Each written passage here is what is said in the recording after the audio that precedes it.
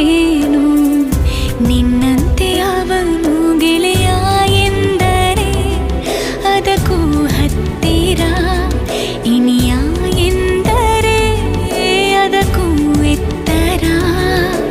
ಒರಗಿಕೊಳ್ಳಲೇನು ನಿನ್ನ ಎದೆಗೆ ಒಮ್ಮೆ ನಾನು, ಕರಗಿ ಹೋಗಲೇನು ನಿನ್ನ ಕರಗಳಲ್ಲಿ ನಾನು.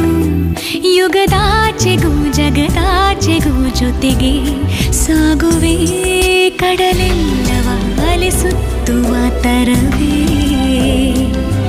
ನಿನ್ನ ಸೇರುವೆ ನನ್ನೋಲವೇ. ಸಂಜು ಮತ್ತು ಗೀತ ಸೇರಬೇಕು ಅಂತ ಬರೆದಾಗಿದೆ ಇಂದು